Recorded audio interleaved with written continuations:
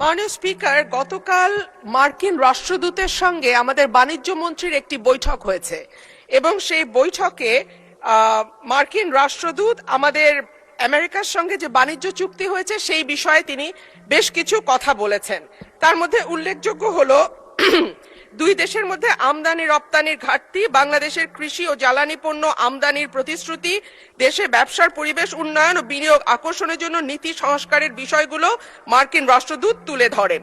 মাননীয় স্পিকার, সেখানে মার্কিন রাষ্ট্রদূত আরেকটি বিষয় আমাদের মনোযোগ আকর্ষণ করে বলেছেন যে দুই দেশের মধ্যে বাংলাদেশ থেকে যে পরিমাণ পণ্য আমরা রপ্তানি করি, আমেরিকা থেকে সে পরিমাণ পণ্য আমরা আমদানি করি না, এবং যে কারণে একটা বাণিজ্য ঘাটতি তৈরি হয়েছে বিরাট, এবং এই বাণিজ্য ঘাটতি পূরণের লক্ষ্যে বাণিজ্য চুক্তি হয়েছে। কিন্তু মাননীয় স্পিকার, আমরা জানি 12ই ফেব্রুয়ারি আমাদের জাতীয় নির্বাচনের ঠিক 3 দিন আগে 9ই ফেব্রুয়ারি এই চুক্তিটি স্বাক্ষরিত হয়, এবং তখন বাংলাদেশের যারা সুশীল সমাজ আছেন, থিঙ্ক ট্যাঙ্ক আছেন, তারা বারবার বলেছেন যে একটি অনির্বাচিত সরকার এই ধরনের চুক্তি স্বাক্ষর করতে পারে না, এবং এই চুক্তিতে অনেকগুলো ক্লজ আছে যেটা বাংলাদেশের স্বার্থ বিরোধী।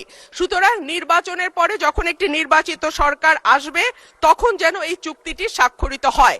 কিন্তু আনফরচুনেটলি আমরা দেখলাম যে না, অন্তর্বর্তীকালীন সরকার শুনল না এবং 9ই ফেব্রুয়ারি এই চুক্তিটি স্বাক্ষরিত হয়।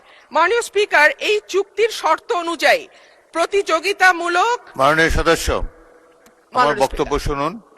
এটি কোনো পয়েন্ট অফ অর্ডার হলো না। 301 বিধিতে আপনি পড়লে দেখতে পাবেন যে পয়েন্ট অফ অর্ডার সংসদে চলমান বিষয়ের উপরে হতে হয় কিংবা সংসদ কাজে শৃঙ্খলা রক্ষার জন্য হতে হয়। আপনি একটি নতুন প্রশ্ন উত্থাপন করেছেন, আপনি নোটিশ দেন, এটি বিবেচনা করে দেখা হবে। ধন্যবাদ। মাননীয় স্পিকার, একটা মিনিট। মাননীয় স্পিকার, এই চুক্তিটি 60 দিনের মধ্যে যদি সরকার চায় তারা এটিকে বাতিল করতে পারে এবং চুক্তিটি সংসদে আনা হোক। এটি পয়েন্ট অফ অর্ডার হিসেবে গ্রহণ করতে পারছি না বলে দুঃখিত।